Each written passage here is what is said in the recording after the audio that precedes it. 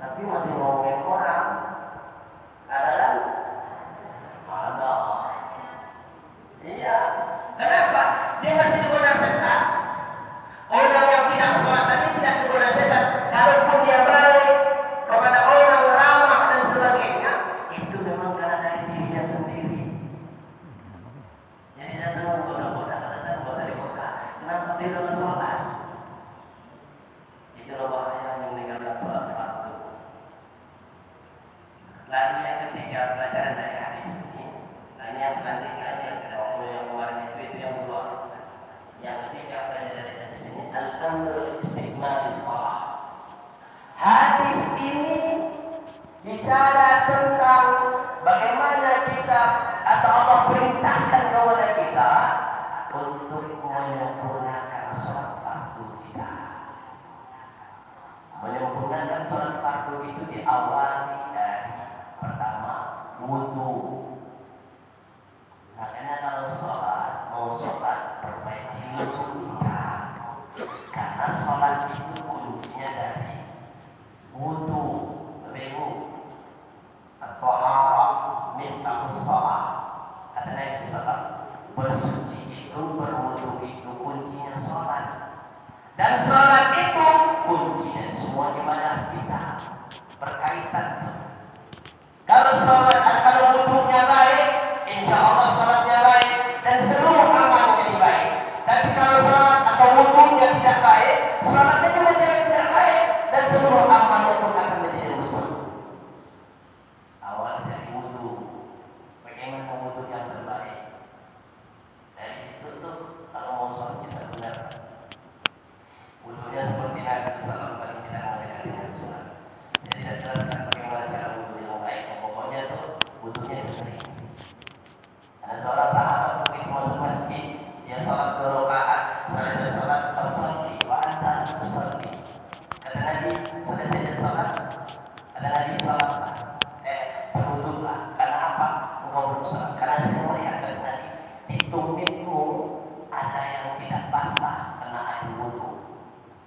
Dan tumit yang tidak kena air wudu itu kata Nabi akan dibakar api neraka dan sholatnya nggak sah dari wudu. Maka hati-hati itu kita perbaiki. Itu yang pertama. Yang kedua, menyempurnakan sholat itu awalan waktu. Sholat di awal waktu. Sholat waktunya di awal waktu. Yang suka menunda-nunda. Saya kalau ngomong ini nggak enak sebenarnya.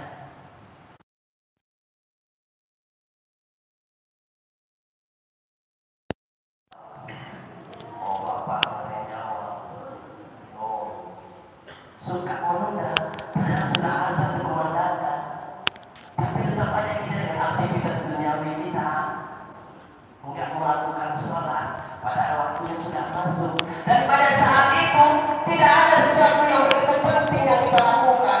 Tapi kita mundurkan sholat kita. Ini dimaksud dengan mengurangi nilai sholat.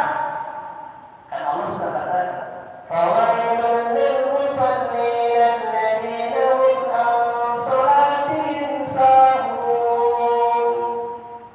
Ini ayat ini kalau kita pahami luar biasa.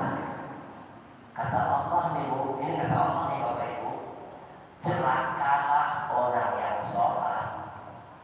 Kenapa? Ini Allah katakan orang yang sholat. Orang yang sholat celaka. Kenapa celaka?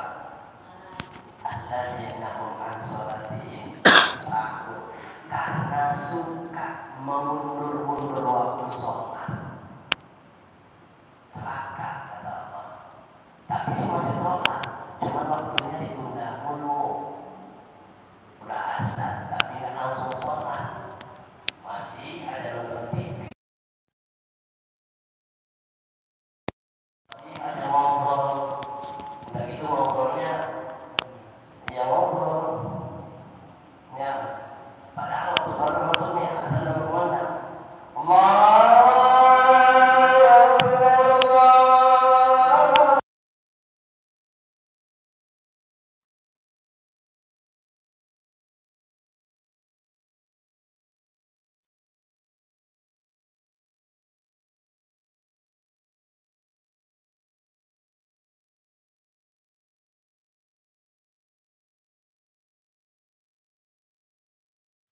Lebih dahsyat nih.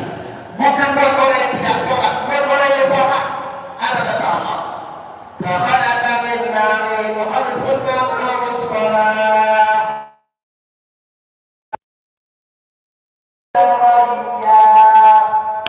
Ini dahsyat, ini kata Allah. Akan muncul generasi berikutnya kata Allah. Ini disebutkan oleh Allah.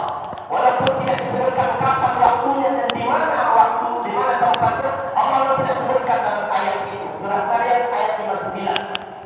Siapa yang muncul itu? Generasi kata Allah. Orang-orang yang muncul itu adalah adaa'us shalah, yang suka meremehin sholat fardunya, yang suka meremehkan, menyanyiakan, menganggap enteng.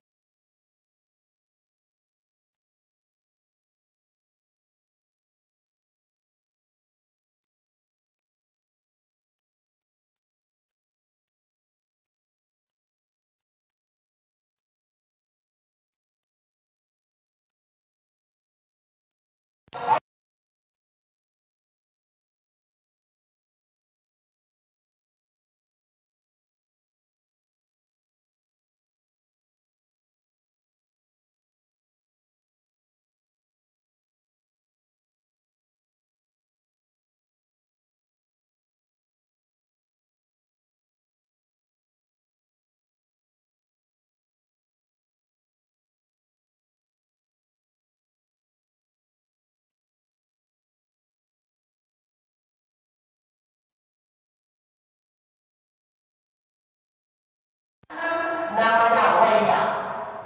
Di situlah Allah tempatkan orang-orang yang suka melalaikan sholatnya, menunda-nunda waktu sholatnya. Sholat tapi tetap masuk neraka. Kenapa? Karena suka ditunda sholatnya. Maka ketika azan berkumandang, sholatlah. Ibu sholatlah di rumah langsung. Jangan ya, boleh begitu. Kesempurnaan sholat fardu. Yang ketiga, supaya sholat fardu sempurna, tumanninah. Tumanninah tahu apa Ibu? Apa ada tumanninah? Santai. Sholatnya dengan tumanninah, jangan buru-buru. Baca bacaannya yang santai. Tumanninah. Kalau mazhabnya Imam Syafi'i rahimahullah, tumanninah itu bagian dari rukun sholat. Berarti kalau kita ini mayoritas mazhab Imam Syafi'i, kalau sholatnya tidak tumanninah, maka sholatnya batal. Karena Imam Syafi'i mengatakan tumanninah itu bagian dari rukun. Tumanninah itu maksudnya ya dibaca bacanya dengan pelan, santai. Kalau subhanallahil a'la, ya subhanallahil a'la wa bihamdihi. Itu bacaannya. Ini subhanallahil a'la, Allah. Yang itu bacaan. Berarti itu enggak santai. Ketika Nabi ditanya oleh sahabat, Nabi mengatakan, "As-sa'u salih alladhi yusaliku fi shalah." Nabi pernah mengatakan kepada sahabat, seburuk-buruk pencuri, kata Nabi, orang yang mencuri dalam salat. Ditanya oleh sahabat, "Man alladhi yusaliku fi shalah ya Rasulullah?" Siapa orang yang mencuri dalam salat itu ya Rasulullah? Apa jawaban Nabi? Alladzi la yutimmu ruku'ahu wa sujudah. Orang yang tidak menyempurnakan ruku dan sujudnya. Tidak menyempurnakan itu maksudnya apa namanya? Buru-buru. Sholatnya buru-buru. Tapi kadang-kadang saya juga bingung nih. Kenapa sih kita sholatnya buru-buru? Nih contohnya Pak Ibu. Habis sholat nih, kita sholat sunnah rawatib. Kalau berjamaah kan kita nggak bisa buru-buru, tergantung imamnya. Tapi kalau sholat rawatibnya, sholat rawatibnya, kita sholat rawatib. Buru-buru sholat rawatibnya. Begitu selesai rakaat, pada udah buru-buru, malah ngobrol lama ngobrol. Nah, terus tadi sholat ngapain buru-buru? Kalau kita masih di sini, itu maksudnya. Benar nggak, Ibu?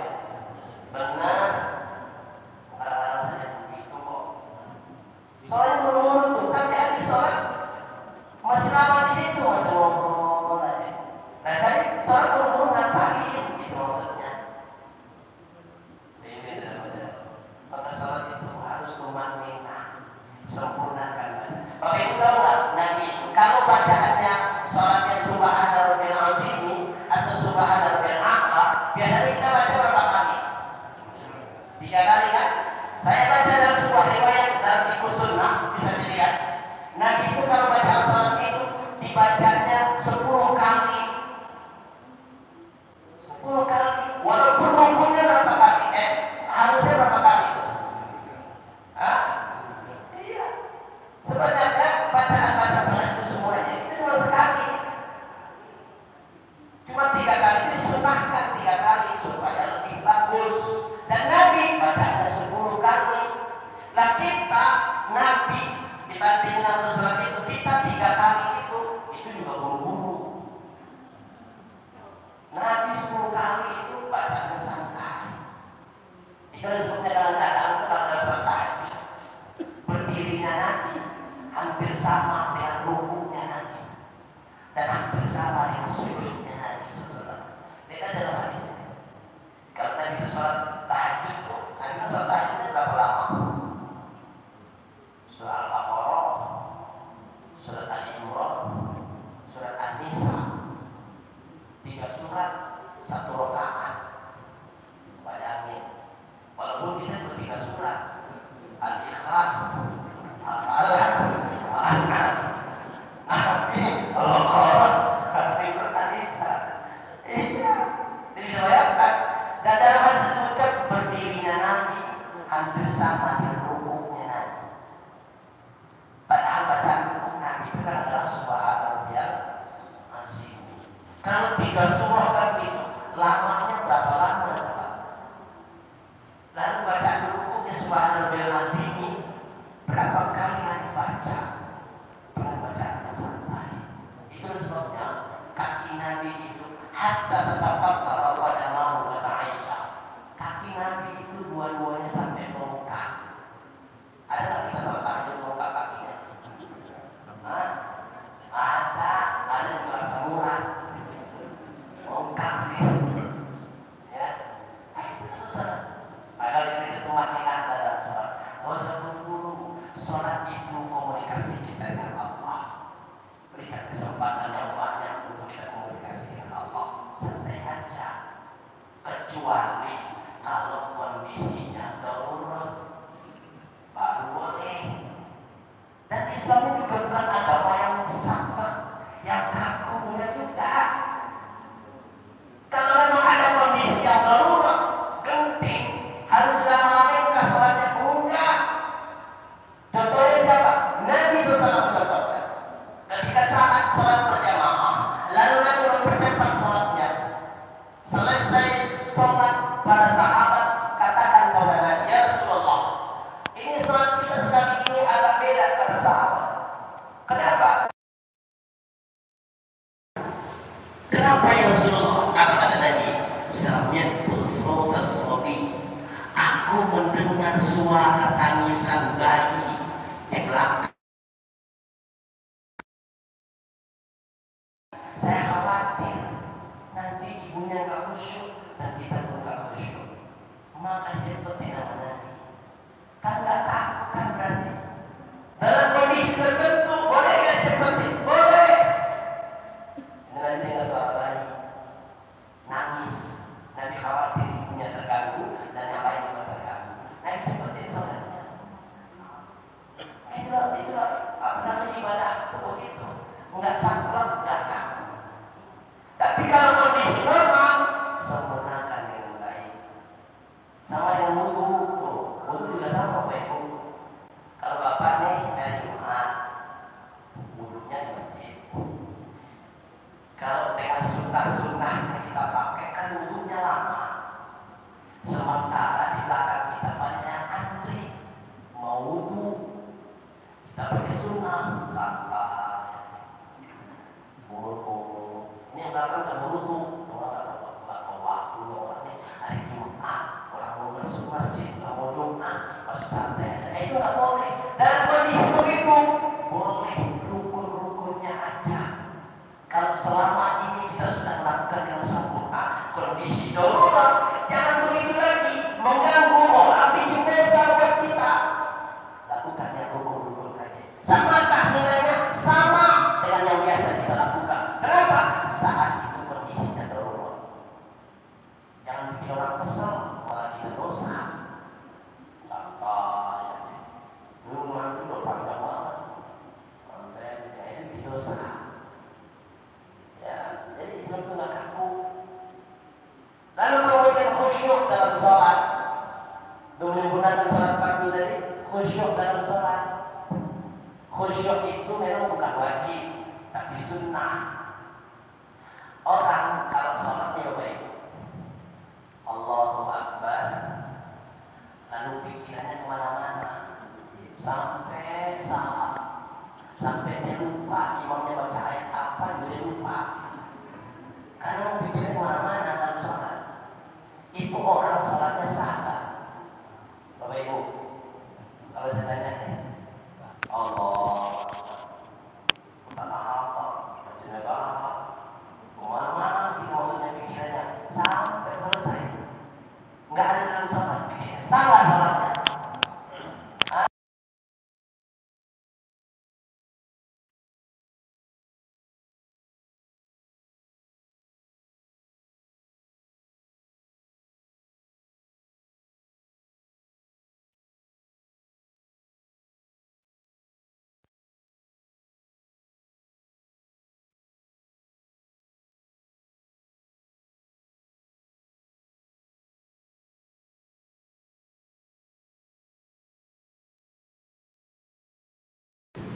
Ya, kan nggak ada kita nih kalau sholat Allahu Akbar pikirannya Allah semua dari awal sampai akhir, jarang.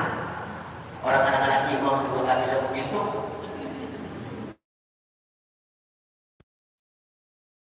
Baca ayat, kalau jangan mikir, ada yang batuk, imam udah mikir tuh.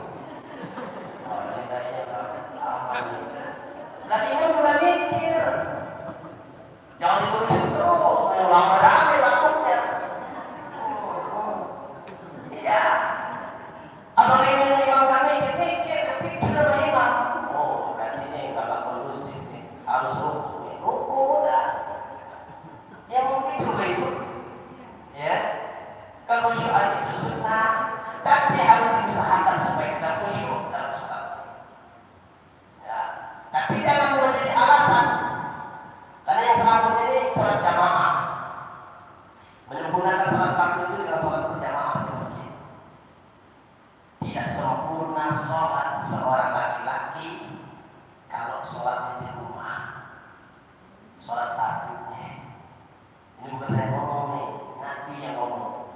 La salata lijalil masjid illa fil masjid.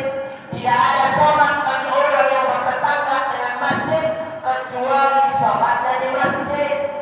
Itu hadis Nabi SAW. Ini suaranya keluar nggak? Enggak ya? Enggak enak saya kalau keluar. Tapi kalau keluar juga apa sih biar pada dengar. Ya, itu hadis Nabi. La salata lijalil masjid illa fil masjid. Tidak ada sholat orang yang bertetangga dengan masjid kecuali sholat di masjid, kata Nabi SAW. Tidak ada dua, maksudnya tidak sempurna sholat fardu seorang laki-laki yang sholatnya di rumah kalau dia bertetangga dengan masjid. Yang namanya tangga dalam Islam itu ada sekitar mengatakan 40 rumah, kanan kiri depan belakang 40 rumah itu tetangga. Berarti ini masjid Al-Iman tetangganya banyak banget. 40 rumah Solo, 40 rumah Solo, 40 rumah sana, 40 rumah Solo. Harusnya tuh semuanya sholatnya ke masjid karena bertetangga dengan masjid. Sekarang orang begitu belum ya? Belum. Makanya keluar ini suaranya biar dengar. Ya, sholat berjamaah nih, tapi hati-hati, jangan juga gara-gara nggak suka sama pengurusnya, dia nggak sholat berjamaah ke masjid. Ini nanti nggak beres lagi. Ada nggak begitu? Ada orang yang jauh, saya nggak tahu. Nggak ada, tidak ada alasan kita tidak sholat berjamaah ke masjid hanya gara-gara tidak suka sama pengurus. Nggak ada. Dan itu tidak benar. Karena kita sholat bukan karena pengurus, kita kenapa? Nggak ada urusannya, betul tidak Pak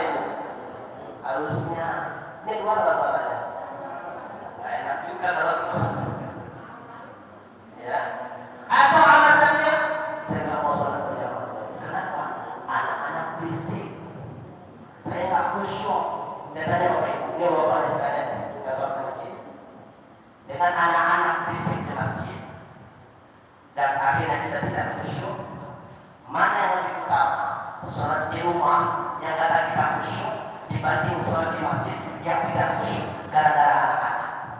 Mana yang lebih utama? Bapak, masjid.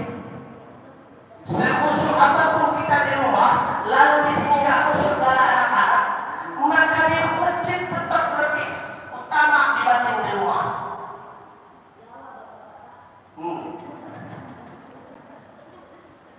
Di masjid lebih utama, walaupun anak berisik, tetap di masjid. Karena tidak pernah nanti mengadakan sholat di rumah bagi seorang laki-laki, nggak pernah. Adapun alasannya, saya jamaah Ustaz, sama istri, sama anak, saya imamnya prek, alasan doang teman. Iya, di masjid laki-laki, nggak boleh di rumah. Kalau bapak bawa anak-anak boleh kan? Boleh, nggak apa-apa, tapi jaga. Tapi kalau gara-gara anak-anak berisik tidak ke masjid, ini salah. Atau gara-gara gak suka dengan imamnya gak ke masjid, salah. Bagaimana kalau baca imamnya salah, Ustaz? Di belakang imam masih banyak yang bagus, berarti yang salah yang di belakang imam yang bagus, bukan jamaahnya. Iya benar. Kalau imamnya bacanya salah, tapi di belakangnya yang lebih bagus, yang salah yang lebih bagus. Dia kalau jadi imam, ya, ada jadi imam dia. Jadi jangan gara-gara itu, imamnya nggak enak, bacanya salah mulu, saya di rumah aja salah. Nggak boleh begitu. Di masjid tetap, walaupun salah. Kalaupun imamnya salah nih Bapak Ibu, yang tanggung jawab siapa ini? Nah, rasain imam. Emang benar. Yang tanggung jawab imam, kita santai. Nggak ada, cuman kalau di belakangnya ada lebih bagus, dia salah dulu bacaannya, yang bertanggung jawab yang lebih bagus itu. Nggak semuanya, kita ke masjid aja. Makanya saya lihat tuh setiap mau komat, kagak ada yang berdiri di sini nih. Semuanya udah umur semua, takut disuruh imam kayaknya. Ya nggak apa-apa. Dari sholat berjamaah masjid bagi seorang laki-laki. Kalau ibu-ibu sih di rumah lebih afdol. Tapi kata Nabi, kalau istrimu dan anak perempuan mau ke masjid, maka jangan larang. Kalau ditanya oleh ibu, dapat nggak sih pahala berjamaah? Dapat. Pahala ke masjid? Dapat. Dulu Nabi melarang para wanita ke masjid, khawatir ada fitnah dan berbahaya, membahayakan mereka. Karena tidak ada yang menjaga dan sebagainya, dulu rawan, serigala dan segala macam gelap, maka dilarang. Sekarang udah aman, makanya boleh nggak wanita ke masjid? Boleh, kalau mau terjaga dari fitnah dan terjaga keamanan mereka, boleh. Maka kata Nabi, la yang naunna, jangan kau larang, kata Nabi, kalau mereka mau ke masjid. Silakan. Ya, apa lagi? Mau apa? Lebih lagi. Terakhir, memperbaiki kualitas sholat itu dari menyempurnakan sholat fardu kita. Itu caranya gimana? Husnul adab, perbaiki adab kita. Itu bagian dari sempurna sholat fardu. Adabnya dibenerin. Kalau ke masjid, pakailah pakaian yang bukan yang baru, sebenarnya bukan yang mahal juga, tapi yang rapi, yang enak. Jangan pakai kaos-kaos bola yang tulisannya Ronaldo, Lionel Messi, Ferdinand, ya elah. Itu ada muslim semua, Nasoro semua itu. Ya, dulu sahabat satu pun nggak pernah pakai baju bola ke masjid. Belum ada ya. Nggak boleh Bapak Ibu. Pakai tulisan di belakang itu nggak boleh. Adabnya dalam sholat itu nggak boleh. Sampai sarung aja nih, kalau bisa jangan yang ada mereknya paling belakang. Emang begitu. Soalnya yang di belakang itu baca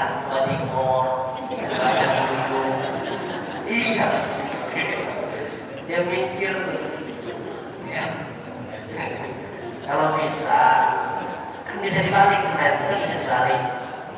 Ya, semoga sholat itu lagi dari adab sholat. Apa yang baik? Orang kita mau, Bapak Ibu, waktu di awal saya sampaikan, ini rumah siapa ya? Allah. Kita ini sebagai apa? Tamu. Kata Nabi, orang yang selalu datang bertamu ke rumah Allah ini dijanjikan oleh Allah nanti di surganya Allah, Allah jamu dia. Sama dengan kita kalau kedatangan tamu ke rumah kita, maka kita harus jamu dia. Apa maunya dia? Kasih. Ada bertamu tuh, menyambut tamu. Allah sudah janjikan bagi hamba yang selalu datang bertamu ke rumah Allah, nanti Allah akan jamu kita di surganya Allah. Karena kita ditamu Allah. Maka yang namanya tamu, yang adabnya dibenerin, pakaiannya diperbaiki. Karena kita tamu. Gitu maksudnya. Apalagi di rumah Allah ada aturannya. Kita terbaik. Nggak mesti baru, nggak mesti mahal. Bukan. Yang penting rapi. Kalau bisa wangi, bagus. Sunnah Bapak Ibu. Bapak Ibu ke masjid itu sunnah pakai wangi-wangian. Supaya kalau orang sholat berdampingan enak. Wangi. Jadi itu bacaan juga enak dengerinnya. Coba kalau nggak enak baunya, nggak nafas orang gitu. Jadi nggak khusyuk kalau nggak nafas. Yang itu sunnahnya. Jadi Islam itu luar biasa sebenarnya. Bagaimana kenyamanan kita. Ya, kadang-kadang itu beradablah ketika di masjid. Kalau ada mau pakai gamis silakan. Tapi nggak mesti pakai gamis juga. Pakai sarung boleh. Pakai celana panjang juga boleh. Yang nggak boleh kalau nggak pakai apa-apa. Iya, baik-baik dengan Allah. Islam itu bukan hanya agama yang menuntut ketaatan, tidak, tapi juga menuntut adab. Justru adab itu kadang-kadang lebih tinggi, akhlak lebih tinggi. Ya, tidak hanya menuntut ketaatan. Kalau cuma taat doang, ini Islam bisa hancur. Tanpa akhlak, tanpa adab, cuma taat doang. Kayak sholat, saya sudah sampaikan. Orang yang taat kepada Allah, dia sholat wajib, sholat wajib ke masjid berjamaah karena dia taat. Tapi dalam ketaatan itu ada kurangnya, adabnya kurang, akhlaknya kurang. Contoh ini apa ini? Syarat sahnya sholat adalah menutup aurat, betul tidak? Aurat bagi laki-laki dari mana ke mana? Dari pusar sampai lutut, itu mazhabnya Imam Syafi'i. Pusat sampai lutut mazhabnya Syafi'i. Ini kalau sudah ditutup udah. Tapi kalau mazhabnya Imam Hanafi atau yang lain nggak sampai lutut, sampai sini doang nih, pusat sampai sini, itu aurat, ditutup ketika sholat. Coba kita bayangkan, ada orang yang taat, dia tahu itu wajib sholat, dia sholat di masjid, tapi dia hanya melakukan syarat sah doang. Dia datang ke masjid pakai celana pendek, nggak pakai baju, sholat ke masjid, jadi imam lagi dia. Coba, sah nggak sholatnya? Sholatnya sah nggak? Sah, walaupun cuma pakai kolor doang, nggak pakai baju, pakai lutut, celana pendek, nggak pakai baju, jadi imam. Sah kan? Sah. Kalau bicara sah, itu sebenarnya Islam ini bukan hanya sekedar taat, tapi ada akhlak, ada kurangnya apa dia? Kurang ajar, tidak berakhlak, tidak beradab. Kenapa? Nggak sopan. Padahal sah. Itu sebenarnya Islam bukan hanya ketaatan, tapi akhlak, adab itu juga penting. Semuanya sholat. Ya, karena itu kata wajib beradab, yang terbaik, dengan sopan kita. Jadi, dua minggu yang terakhir. Sudah jam 6 ya. Sudah belum selesai.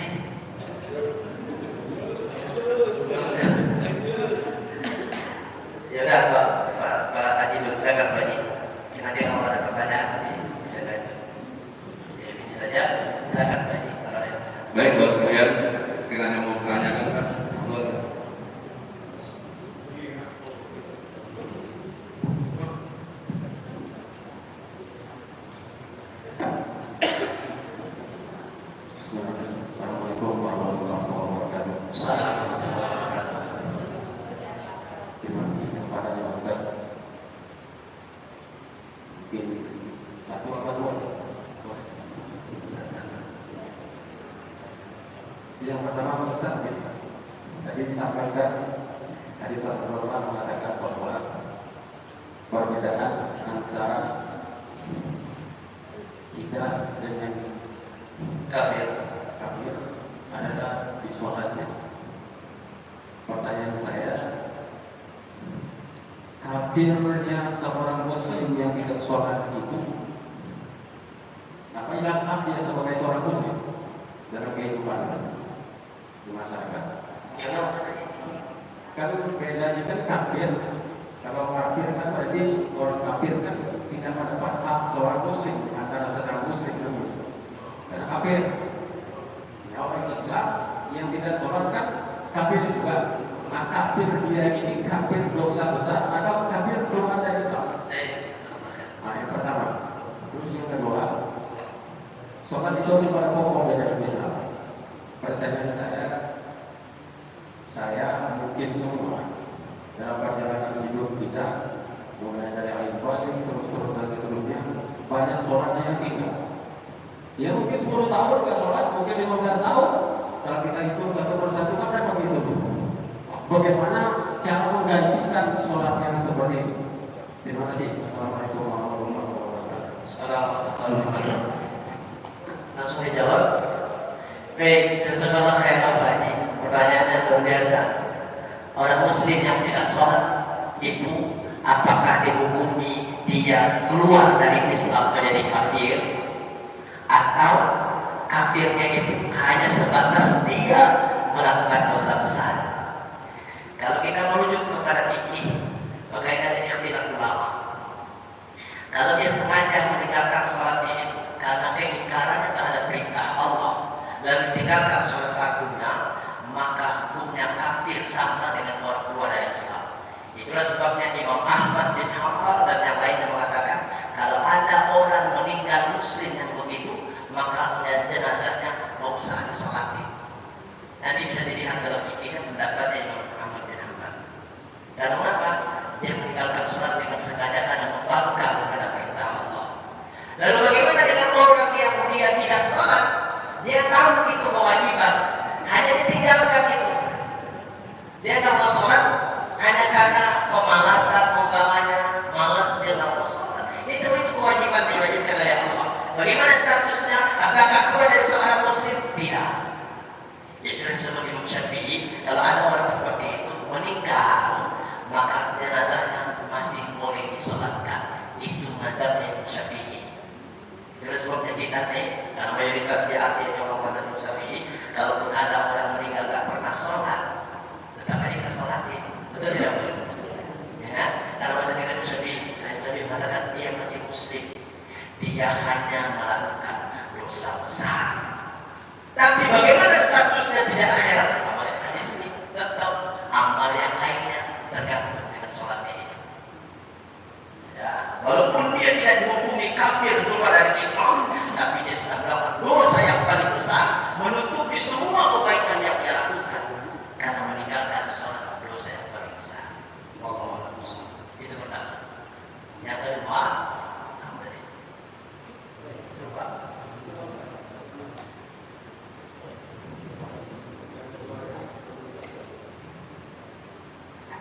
Dan itu kita dalam perjalanan hidup. oh ya, udah di sholat. Bisa 1 tahun, 2 tahun, Iya, 10 tahun, sekarang baru sadar, baru coba. Iya. Dan ganti sholat itu tekniknya seperti apa? Dalam hukum Islam. Jazakallah khair. Mengganti sholat yang dulu kita bertahun-tahun kala sholat. Bagaimana caranya? Bisa nggak kita ganti sekarang? Kalaupun bisa, bagaimana caranya? Kalau Bapak Ibu baca dalam fatwa para ulama, itu juga ada pendapat. Pendapat pertama mengatakan harus diganti. Mazhabnya Imam Syafi'i mengatakan harus diganti. Caranya bagaimana?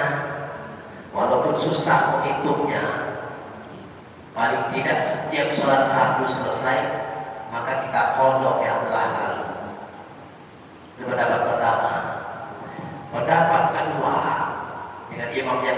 dan yang lain saya lebih mengatakan tak mesti diganti. Lalu bagaimana caranya? Bertaubat kepada Allah, lakukan amalan-amalan termasuk yang sunnah, perbanyaklah amalan itu sebagai menghapus dosa kita yang telah lalu. Karena kalau mau ganti juga susah hitungnya. Berapa tahun kita sudah meninggalkan, susah hitungnya. Dari mana mereka beranjak pendapat ini? Dari hadis Nabi yang mengatakan ketika seorang sahabat terlewat sholatnya, terlewat hadis dari Abu Hurairah, terlewat sholatnya, lalu besok ini baru ingat kemarin dia belum sholat, dia sampaikan kepada Nabi Sallallahu. Apa kata Nabi Sallallahu? Engkau harus ganti sholatmu yang telah kau lupakan. Bagaimana caranya? Kata Nabi, begitu kamu ingat langsung kau sholat. Disinilah ikhtilaf ulama, perbedaan pendapat dalam mengganti sholat. Pendapat yang pertama tadi mengatakan sholat yang telah lalu berarti harus diganti semuanya. Karena berdasarkan hadis Nabi, gantilah sholat yang telah lalu yang kau lakukan. Tapi dengan bahasa Nabi, begitu kau ingat langsung sholat. Nah, di sinilah perbedaan lagi. Kata ulama yang berpendapat bahwa tidak mesti mengganti tahun-tahun yang lalu, karena bahasa Nabi begitu ingat langsung sholat. Berarti sholat yang ketinggalan itu bukan yang sudah bertahun-tahun, tapi yang mungkin hari kemarin kita lupa, begitu ingat ke Nabi langsung sholat. Jadi dua-duanya ada dua pendapat. Kalau Ustaz Abdul Somad kan ambilnya yang pertama. Saya pernah mendengar Ustaz mengatakan harus mengkodok Ustaz Somad. Tapi kalau Ustaz Adi Hidayat mengatakan gak mesti, cukup dengan taubat, perbanyak ibadah, bertaubat kepada Allah. Maka ini ikhtilaf ulama. Kita bagaimana? Ya tergantung kita aja. Mau pilih yang mana? Mau bertaubat dengan banyak amal atau mengkodok yang lalu? Silakan aja. Kalau saya tidak mau menegaskan satu di antara dua itu, silakan saja mana yang mau kita ikuti. Gitu. Allah alam, gitu aja. Ya. Oh iya, langsung doa aja. Iya deh. Ibu-ibu nggak ada ya? Langsung doa. Baik, Bapak Ibu yang dirahmati Allah. Nanti bisa lanjut lagi ya. Nanti bulan depan ya. Baik. Kalau belum selesai nih, ini bisa bertahun-tahun ini kan. Baik Bapak Ibu, kita tutup dengan doa. Mudah-mudahan apa yang tidak ada kita diberikan oleh Allah. Terakhir, saya mengucapkan